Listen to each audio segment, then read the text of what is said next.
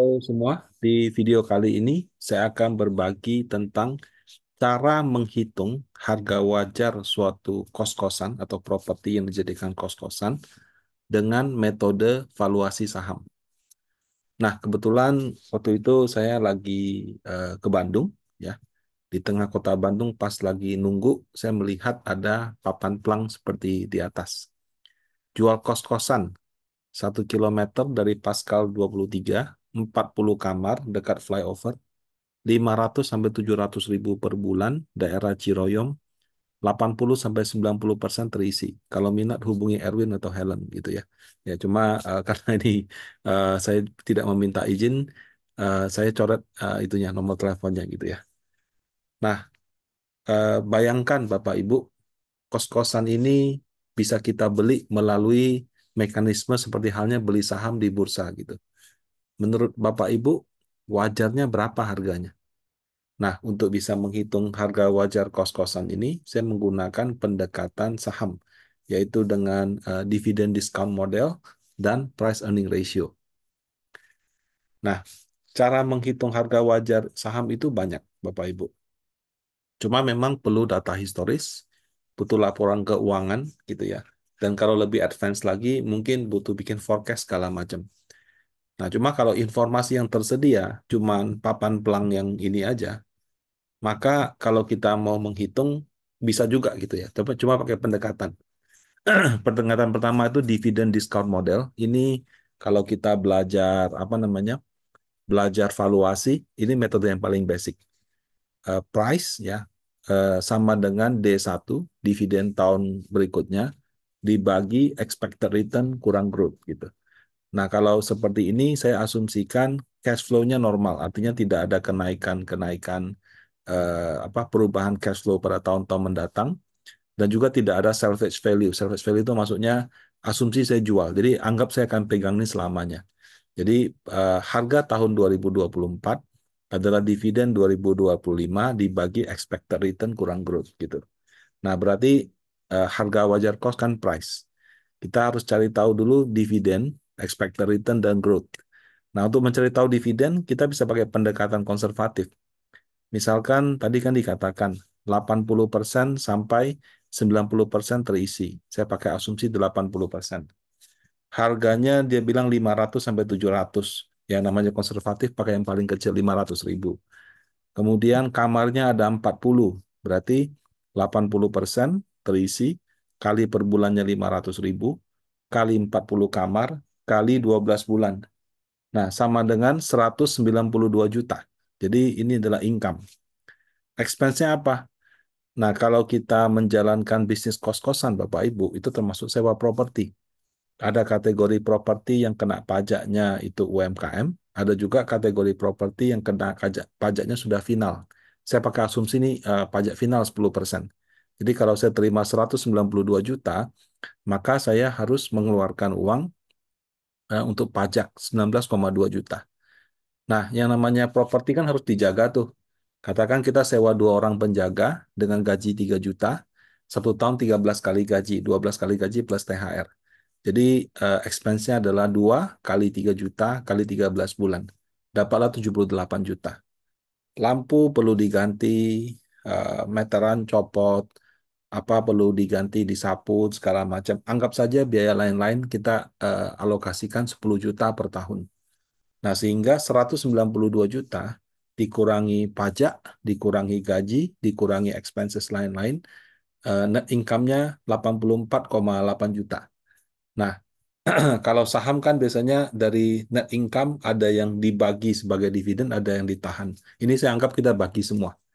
Jadi 84,8 juta. Ini pendekatan konservatif. Pendekatan moderat sama kayak tadi, cuma kan tadi kan sewa kosnya 500 ribu. Ini asumsi 600 ribu. Tingkat keterisian 80%. Dengan cara yang sama, net income-nya 119 juta. Kemudian agresif, pakai asumsi 90%. Kos-kosannya anggap disewakan dengan harga 600 ribu. Dengan cara yang sama, keluar dapat angkanya 145 juta. Jadi, 3 skenario dividen ya. Kan price sama dengan dividen bisa 84 juta, 119 juta, dan kemudian 145 juta. Nah, komponen berikutnya adalah expected return. Nah, expected return ini menurut saya nggak usah susah-susah, nggak usah pakai CAPM, nggak usah pakai beta, beta apa gitu. Gampang aja. Kalau saya sekarang beli obligasi pemerintah yang 10 tahun berapa? Pada waktu saya buat materi ini sekitar 7%. Ya udah, kalau saya beli government bonds, itu kan saya duduk diam manis dapat 7% per tahun selama 10 tahun. Karena saya ambil resiko, saya minta dua kalinya, 14%. Nah, gitu. Jadi, anggap saja saya mau untung dua kalinya risk free. Kenapa? Saya take risk. Saya beli properti, harus saya jaga, saya gaji orang.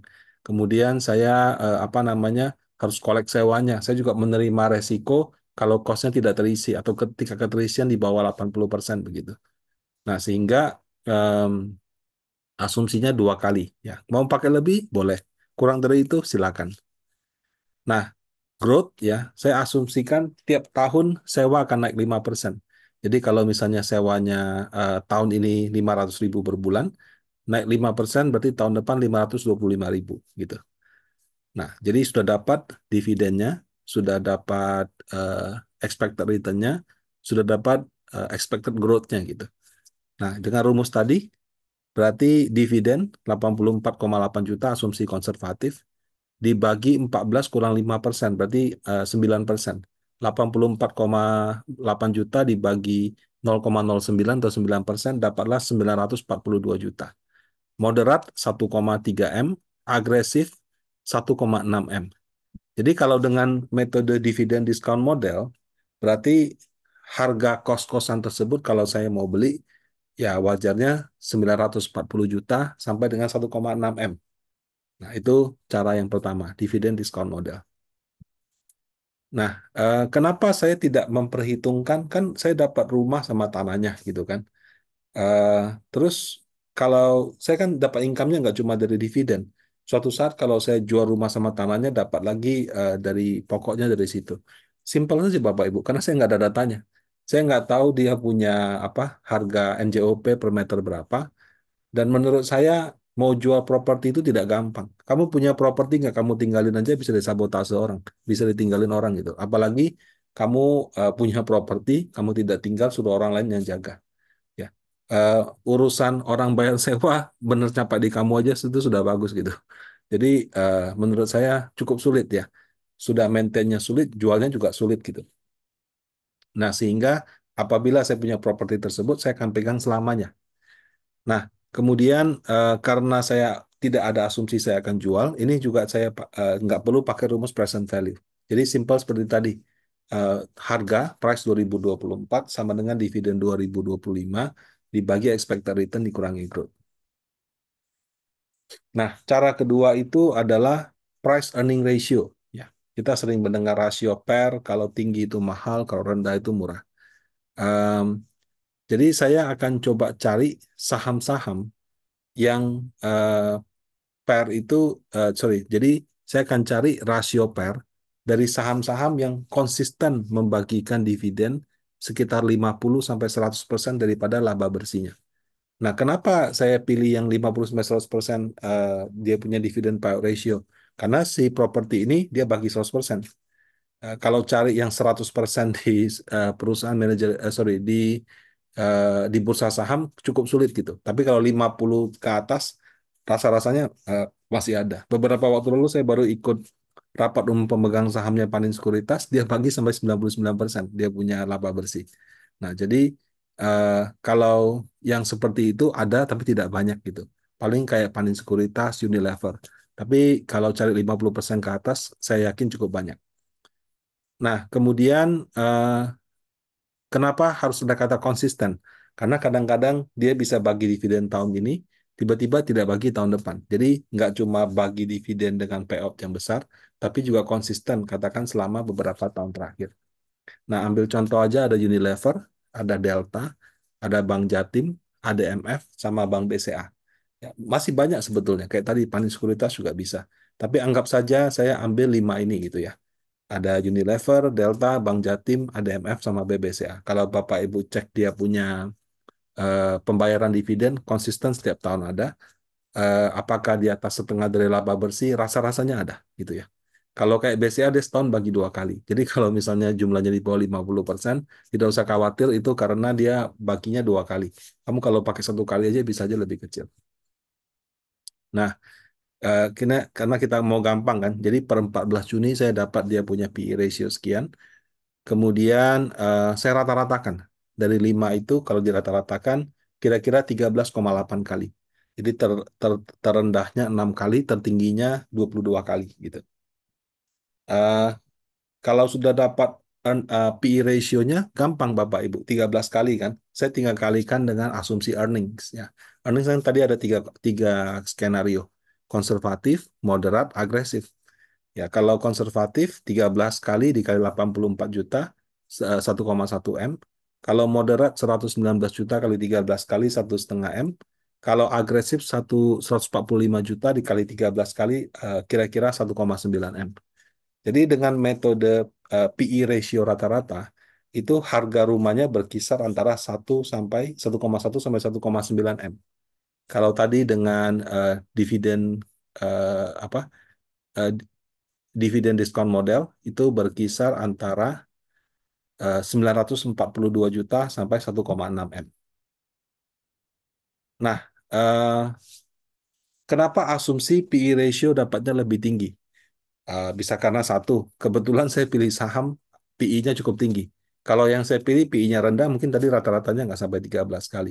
Tapi karena ada BCA dan Unilever, dia punya PI ratio jadi tinggi. Karena dua saham tersebut secara historis memang PI-nya relatif lebih tinggi.